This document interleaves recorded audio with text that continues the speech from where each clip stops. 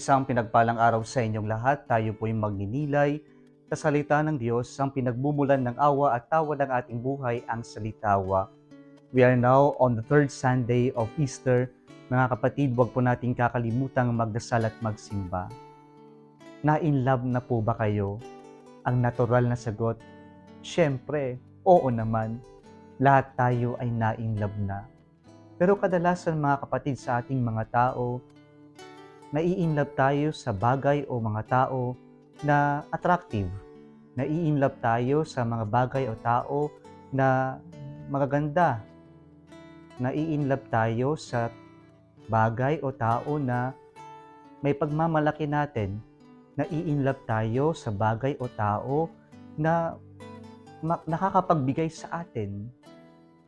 Kaya nga po nakakalungkot na sa mga panahon na ito ng ating paghahanda sa elections ay ang pamantasan o basihan natin ay hindi na yung kung sino ang mabuti at magiging magaling na leader o pinuno, kundi kung sino ang makakapagbigay ng mas malaking ayuda. Ito na nga lamang ba ang ating basihan? Kung sino nga ba yung mamahalin natin at iluluklok nating mga pinuno natin? Pero mga kapatid, hindi po ganito magmahal ng Diyos. Hindi sa mga ganitong bagay o pamantasan tayo minahal ng Diyos. Kaya sa linggong ito, titignan natin gaano ba tayo kamahal ng Diyos. Gaano ba na-inlove ang Diyos sa atin. Mga kapatid, unang punto natin, mahal tayo ng Diyos sa kabila ng ating kabiguan. Makikita natin ito sa ating ebanghelyo ngayon na tinawag ni Jesus karamihan sa kanyang mga alagad ay mga mangingisda at sila'y tinawag ng Diyos upang mangisda ng kapwa-tao. God, our Lord Jesus Christ, called them to become fishers of men. But when they witnessed the tragedy at Calvary, when they saw with their eyes that Jesus died on the cross, they felt Jesus failed them, and so they went back to their old way of life. They went back to fishing. At ito po yung ating ebanghelyo ngayon. Si Pedro kasama ng 6 na mga alagad ay nangisda. Magdamag silang nangisda, pero sa kabila ng kanilang kahusayan, sa kabila ng kanilang kagalingan, sa kabila ng ilang taon nilang karanasan sa pangingisda, ayon sa ating ebanghelyo ngayon, umuwi silang bigo. They went back with empty nets. It was only the time when Jesus instructed them to put their nets to the right side that they were able to catch a lot of fish. And this is a good reminder, my dear brothers and sisters, that we can not do anything without God. We can do nothing without God. Pero ito yung pagpapakita rin mga kapatid na yung pagmamahal ng Diyos sa atin ay hindi nakabase sa ating kabiguan, sa ating mga kapalpakan sa buhay, sa mga pagkakamali natin sa buhay. God doesn't stop loving us just because we committed a lot of mistakes, just because other people look at us as failure. Deus caritas est. God is love. That is a fact. And He loves us despite of our failures. At sana ito yung ating maramdaman, ito yung ating mapagtanto na mahal pa rin tayo at kamahal-mahal pa rin tayo sa mata ng Diyos sa kabila ng ating pagiging hari at reyna ng sablay. And let us put it in our minds, in our hearts, that we are never defined by our failures. We are more than our failures in life. And so let us not surrender. Huwag tayong magmukmog na umiyak na lamang na para bang wala ng bukas, wala ng kinabukasan, wala ng pag-asa. Pinapaalala sa atin ng pag-ibig ng Diyos. Magpatuloy tayo, kamahal-mahal pa rin tayo sa kabila ng ating kapalpakan, sa kabila ng ating kabiguan, sa kabila ng ating pagiging sablay sa buhay. Pangalawa, mga kapatid, mahal tayo ng Diyos sa kabila ng ating kahinaan. Nang pong sila'y nakaahon na, nakita ng mga alagad yung fire of charcoal. And Jesus invited them to have breakfast.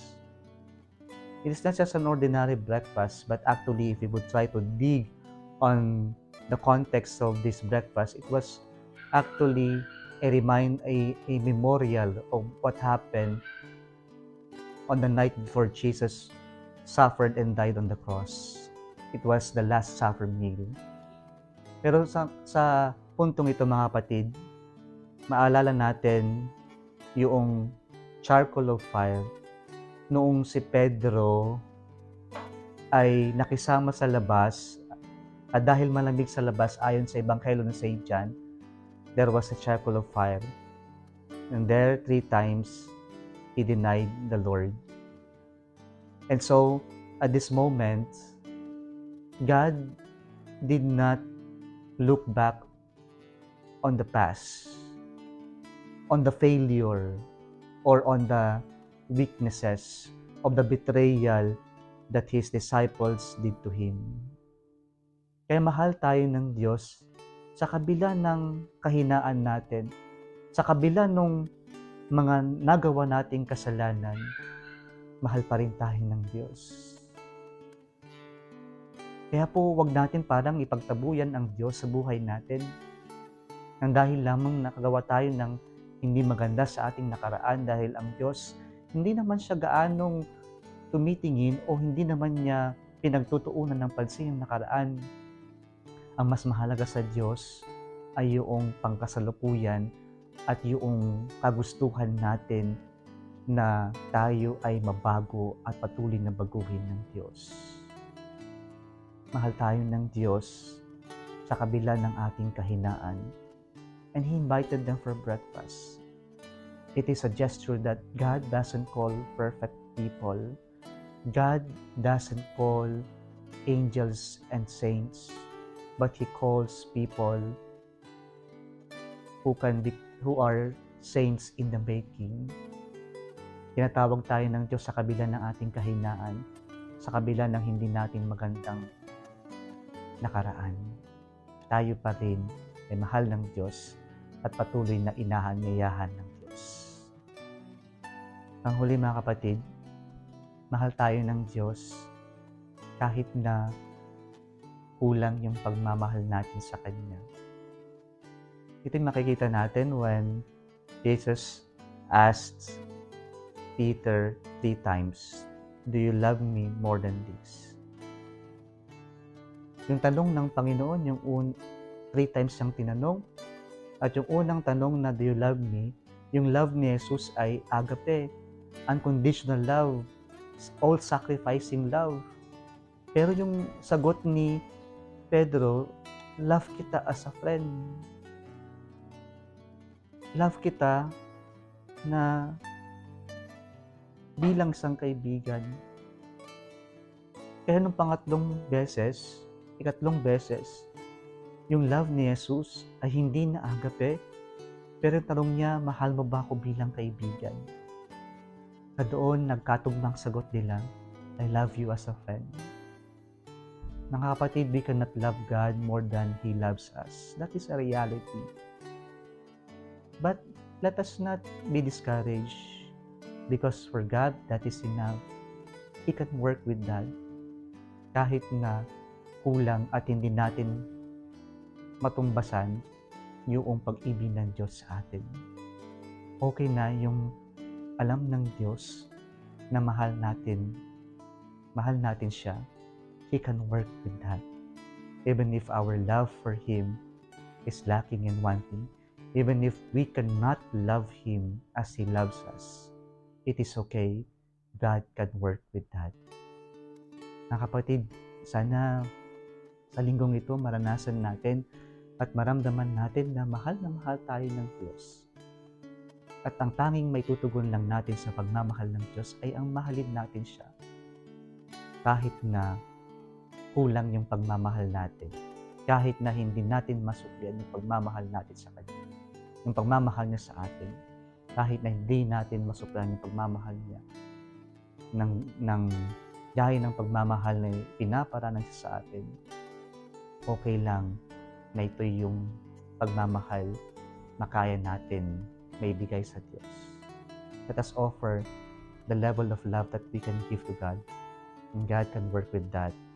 We simply have to be open and let us allow Him to guide us so that we can love Him more and more each day of our lives. Kung nagustuhan mo ang video na ito, huwag kalimutang mag-like, i-share at mag-subscribe sa Salitawa Facebook page and YouTube channel. Muli isang pinagpalang araw sa inyong lahat.